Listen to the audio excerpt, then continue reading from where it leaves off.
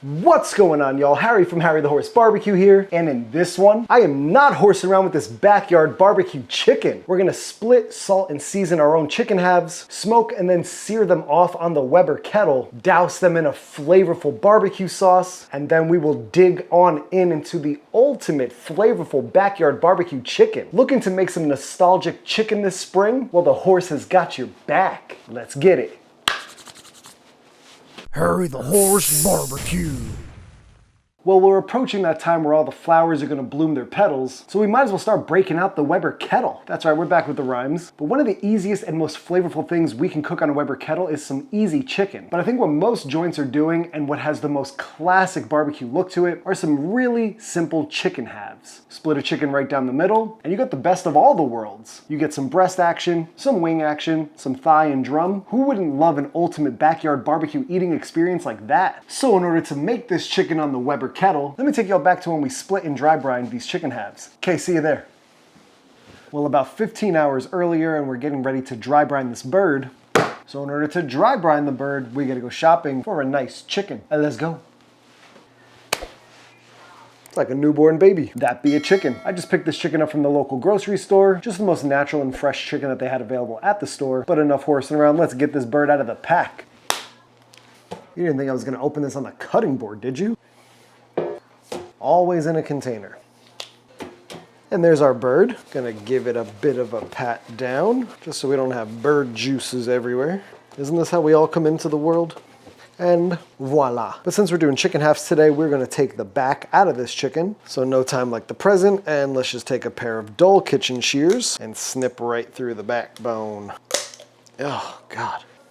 Half down, and down the other side, and one more surgical snip.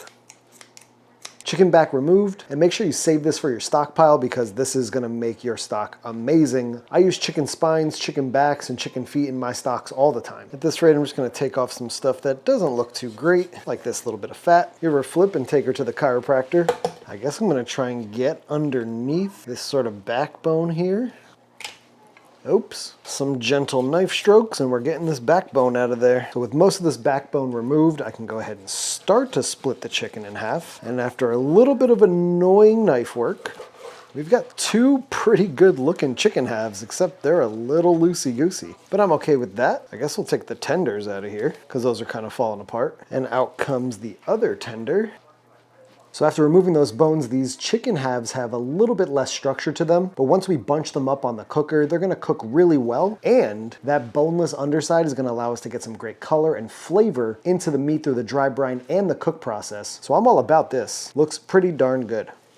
And everyone knows the dry brine here, so we're gonna flip this chicken half over, and we're just gonna hit this with our Pitmaster salt, aka Diamond Crystal Kosher salt that you could pick up over at Brad's website, chudsbarbecue.com. And if you guys pick up anything from Brad's website, you can use my link below because it's gonna help support us both. Back over and over the top. And with these chicken halves, I'm not looking necessarily for crispy skin. All I'm trying to do here is elevate that backyard barbecue chicken that we're all used to growing up, but take it to the not horsing around level. Over to a wire rack and onto our second half, doing the exact same thing, just a liberal coating with this salt. Just look at all that meaty chicken that we could dive right into, and we don't have to worry about biting into bones. Definitely no dry chicken here, and no flavorless chicken. This is the chicken we wish we had growing up. And rather quickly, our chicken halves are all set up and they're ready for the dry brine overnight. Now, a few things you could do here. If you feel like just taking a knife and cutting the chicken right down the center, by all means go for it. I think at the end of the day, plucking out some of those rib bones, the backbone, and any other weird bones that are in there, it may give us a little less protection from the heat, but it's gonna allow for more flavor from the rub and the smoke to penetrate the chicken, and it's gonna give us a way better eating experience at the end of the day. If you don't wanna go above and beyond, just leave the bones in there, and you'll have a little bit more structural integrity. And if you're not up for a dry brine, you could totally wet brine this in any sort of wet brine solution you feel fit, and if you don't have the time or the foresight to do a dry brine or any kind of brine, you could just season up a chicken half, throw it straight onto the Weber Kettle. But off these chicken halves go for the next 12 to 15 hours or so, and I'll catch y'all in the AM. And somewhere around 15 to 16 hours later, these birds are looking nice and dry brined. The skin has tightened up just a wee bit, and there's no salt left on the surface, so we know that it's penetrated all the way through. But at this rate, we're just gonna hit these with some pretty classic rubs so we can get that old school backyard barbecue flavor. So let's season them. And since we got 2 chicken halves here, I'm gonna go with 2 slightly different flavor profiles. First one's gonna get a decent amount of chud rub, just because I love it on chicken. And I just think it's gonna give us like that standard backyard barbecue chicken look. That looks decent for the underside, flip her around. And this chud rub is also not super heavy in salt, but we don't need to go incredibly heavy here. So just a generous coating onto bird number 2. And with this bird, we're gonna keep it really simple with just some 16 mesh black pepper and a light coating. Chicken can do just fine with a little bit of pepper and just a wee bit of granulated garlic over the back as well. And that is it. Keeping the second half pretty traditional, pretty simple, just SPG. Flip around, and same thing over the top, just a bit of 16 mesh black pepper. It is still gonna help attract some smoke and some granulated garlic over the top too, and that is all she wrote. Both halves of these chickens are seasoned up beautifully. They're gonna take on some amazing smoke flavor, and we're gonna hit them with a nice barbecue sauce at the end of this to tack them up and give us that classic backyard barbecue chicken look. But these birds are bound for the cooker, so let's go fire up the cooker. It has been a while since we broke out the vintage Weber Kettle. Fogo's a go-go. These are basically logs. A single snake nest.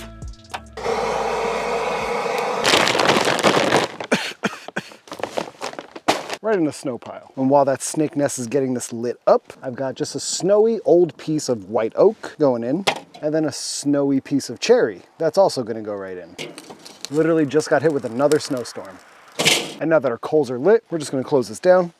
And at this rate, we're just gonna let the kettle heat up until it reaches about 250 degrees or so. I've got the top vent about 2/3 of the way open. I've got one vent underneath completely closed. The right side vent just opened a crack, and the bottom vent is open about 2/3 of the way as well. Once this cooker's done horsing around, we'll get that chicken on.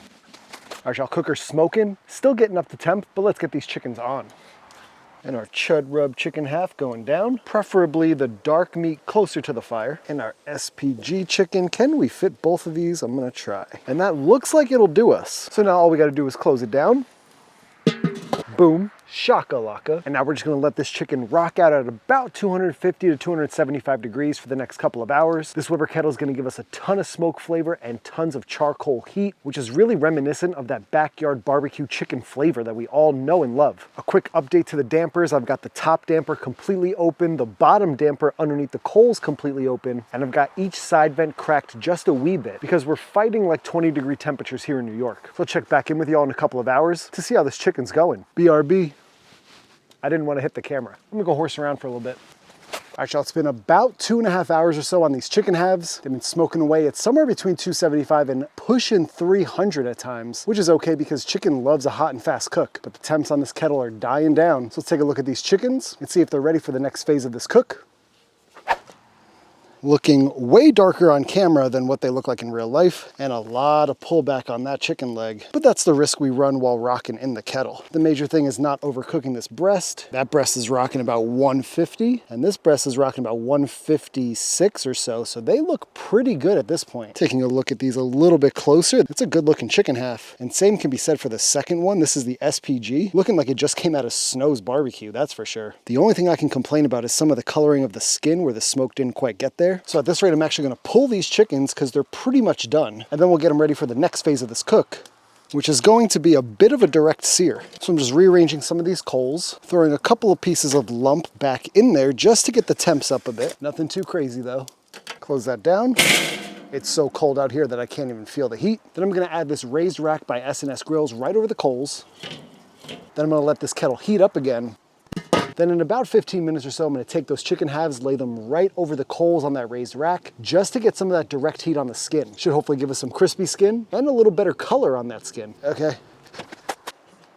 I just threw those chickens on very briefly, but now we're gonna pick them up and get them over these hot coals, skin side down. So it seems like this fire needed a little bit of help, so I threw another piece of oak in there, and now that is lit, and that's gonna give us some amazing charring and extra smoke flavor on the exterior of this chicken. So I'm pretty pumped about that. Can you hear all that sizzle? That's that fat smoke. That's the fat and juice from that chicken dripping down onto those coals. I mean, just take a look at that. That's looking great. Give her a flip around real quick. Toast up that bottom. bottom side just a wee bit. You can see that skin is starting to split, pull back on both the breast and the thigh. So you know we're just about there. Set this guy to the side and we'll take our other half right over the fire and let that work its magic for anywhere from 3 to 5 minutes or so. I know the lighting's not great, but that's our second chicken half looking great.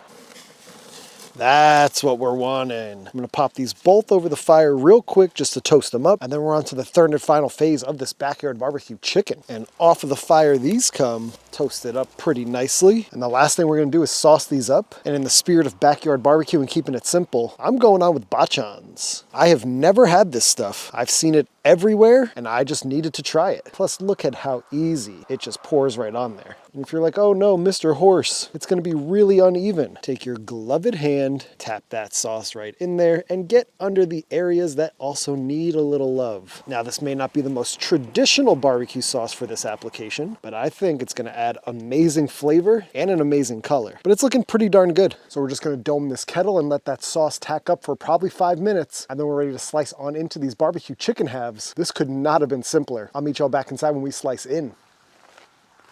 And after about 4 hours total, these chicken halves are coming off the kettle and they could not look any better. That is looking incredibly dark on camera, but geez Louise, it's got a mahogany color through and through. But that Japanese barbecue sauce added this amazing glaze and color and tackiness to the outside. Here's our chud rub half, looking equally as delicious, and good Lord, this could not have been easier, guys. A quick dry brine, some easy rubs, use your favorite, some easy kettle work, which was super hands off, and then just throw your favorite barbecue sauce on top and you're good to go. And the beauty of this chicken half is we took those bones out so I can go straight in for a bite. Stop horsing around.